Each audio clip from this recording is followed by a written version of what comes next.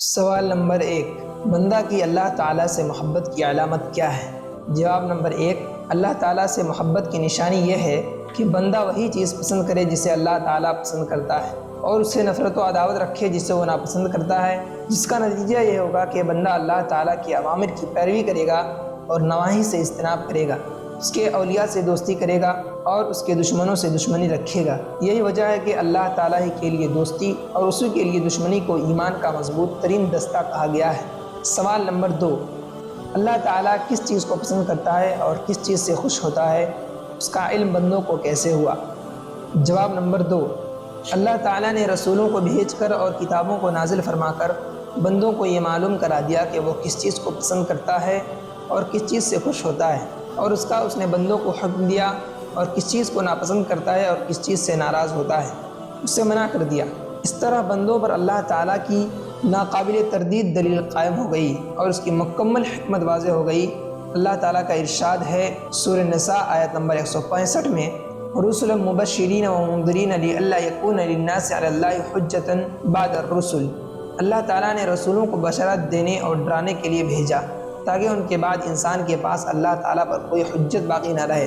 نیز اللہ تعالیٰ کا ارشاد ہے سورہ آل عمران آیت نمبر 31 میں، قل ان کنتم تحبون اللہ فاتبعونی یحببکم اللہ ویغفر لکم ذنوبکم واللہ غفور رحیم۔ اے نبی، آپ کہہ دیجئے کہ اگر تم اللہ سے محبت کرتے ہو تو میری اتباع کرو، اللہ تم سے محبت کرے گا اور تمہارے گناہوں کو بخش دے گا، اور اللہ تعالیٰ غفور الرحیم ہے۔ سوال نمبر 3، کیا عبادت کی کچھ شرائط ہیں؟ جواب نمبر 3، جی ہاں، عبادت کے 3 شرائط ہیں۔ نمبر 1، ارادہ کی سچائی، اور یہ عبادت کے وجود کے لیے شرط ہے۔ نمبر 2، نیت میں خلوص و للہیت۔ نمبر 3، شریعت کی موافقت، جس کے بغیر اللہ تعالیٰ کے ہاں کوئی عمل مقبول نہیں۔ آخری دونوں شرطوں کے بغیر کوئی عبادت قبول نہیں ہوتی۔ سوال نمبر 4، ارادہ کی سچائی سے کیا مراد ہے؟ جواب نمبر 4، ارادہ کی سچائی سے مراد سستی و کاہلی کو ترک کر دینا اور تاخیر کو قریب نہ آنے دینا، اور اس بات کی پوری کوشش کرنا کہ قول کی سچائی عمل سے ظاہر ہو۔ اللہ تعالیٰ کا ارشاد ہے سورہ صف آیت نمبر 2-3 میں، یا ایھا الذین آمنوا لم تقولون ما لا تفعلون کبر مقتا عند اللہ ان تقولوا ما لا تفعلون۔ اے ایمان والو، کیوں وہ بات کہتے ہو جو تم کرتے نہیں؟ اللہ کے نزدیک بڑی ناراضگی کی بات ہے کہ تم ایسی بات کہو جو کرتے نہیں۔ سوال نمبر 5، اخلاص نیت کا کیا مطلب ہے؟ اخلاص کا مطلب یہ ہے کہ بندہ کے تمام اقوال اور ظاہری و باطنی اعمال سے مقصود صرف رضائے الہی ہو۔ ارشاد ربانی ہے سورہ بینہ آیت نمبر 5 میں، وما امروا الا لیعبدوا اللہ مخلصین لہ الدین حنفاء۔ انہیں صرف اس بات کا حکم دیا گیا ہے کہ یکسو ہو کر اخلاص کے ساتھ اللہ تعالیٰ کی عبادت کریں۔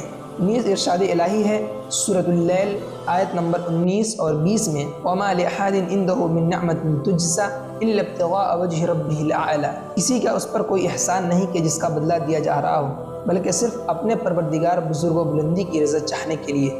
نیز ارشاد الہی ہے سورۃ الدہر آیت نمبر 9 میں، انما نطعمکم لوجہ اللہ لا نرید منکم جزاء ولا شکورا۔ ہم تو صرف رضا الہی کے لیے کھلاتے ہیں، ہم تم سے بدلہ چاہتے ہیں نہ شکر گزاری۔